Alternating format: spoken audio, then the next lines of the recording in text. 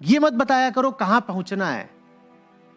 जहां पहुंचना है वहां की बात पीछे की है। अभी की बात क्या होनी चाहिए, कहां पर हो। लेकिन उसकी बात करते हुए हमें बड़ी पीड़ा होती है, क्योंकि वो जगह जहां हम हैं है ही पीड़ादायक। तो हम उसकी बात ही नहीं करना चाहते हम कहां हैं। इसलिए हम अपनी वर्तमान स्थिति की बात ही नहीं करना चाहते, क्योंकि नंबर है कुल 2।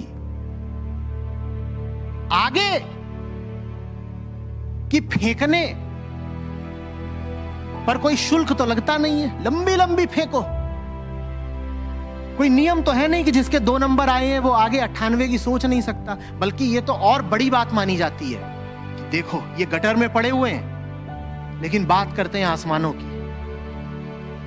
ये हमें समझ में ही नहीं आता कि अक्सर गटर में बैठे बैठे आसमानों की बात करना गटर में बैठे रहने का बहाना है। कि गटर में बैठ के भी अगर आसमानों की बात हो सकती है तो गटर से बाहर ही क्यों है। होगे तुम गटर में बैठे बैठे ही मजे आ गए। नंबर है 2 और बात कर ली नंबर 98 की, शाबाश, अगले साल 98%। तुम अपनी हालत देखो, तुम 2 से 3 कर लो, यही बड़ी बात है। और संभावनाओं से किसका पेट भरता है भाई। हर रसोई में रोटी की संभावना होती है। रोटी नहीं बनी तो क्या रसोई चाटोगे। संभावना से पेट भर जाएगा क्या तुम्हारा। हर रसोई में रोटी की संभावना होती है कि नहीं होती है, तो पेट भर जाता है उससे। रोटी बनती है तो पेट भरता है। संभावना जब साकार होती है तो बात बनती है, नहीं तो संभावना लिए लिए मर जाओ, राख हो जाओ। संभावना से क्या होगा।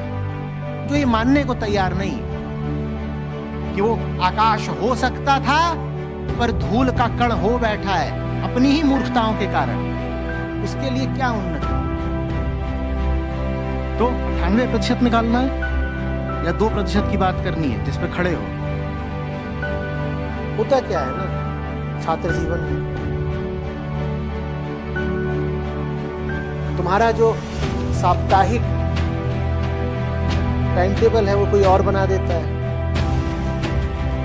परीक्षाओं का भी कार्यक्रम बाहर से आता है, किताबें भी किसी और की लिखी हुई है। जो विषय तुम्हें ठीक नहीं भी लग रहा उसमें भी 75% उपस्थिति दर्ज करानी है। तो मन को ऐसा लगने लगता है कि ये सब उसके साथ जबरदस्ती हो रहा है। लो आ गया नया सेमेस्टर, ये नया ईयर, और ये आ गई नई किताब सामने रख दी गई है ना। और हमने तो नहीं चाहा था कि 12 अप्रैल से परीक्षाएं हों, लेकिन परीक्षाओं का कार्यक्रम आ गया, उसमें 12 अप्रैल लिखा। हमसे पूछ के थोड़ी लिखा था, हमसे पूछ के नहीं लिखा था, माने हमारे साथ जबरदस्ती हो रहा है। जब हमारे साथ जबरदस्ती हो रहा है तो हम क्यों करें। आदमी भूल ही जाता है कि ये जबरदस्ती तुमने खुद स्वीकार करी है। ये जबरदस्ती तुम्हारे साथ हो रही है क्योंकि तुमने उस किताब से प्रेम का वादा करा है, और वादा करने के बाद मुकर नहीं सकते अगर वादा सच्चा है। मैंने चुना है ना भाई, कोई चीज कीमती है, जरूरी है, तभी तो चुनी है। अगर वो जरूरी है तो फिर वो तुम्हारा ध्यान खींचेगी। नहीं खींच रही है लेकिन ये तुम्हारा अनुभव यही कह रहे हो, तो इसका मतलब ये है कि तुम जो कुछ कर रहे हो उसमें तुम्हारा चुनाव निहित नहीं है, कोई जोर जबरदस्ती चल रही है। सच्चा चुनाव वास्तव में प्रेम होता है, इसीलिए वो अचुनाव होता है। इसीलिए उसमें चुनाव करने की प्रक्रिया में बहुत झंझट नहीं होती।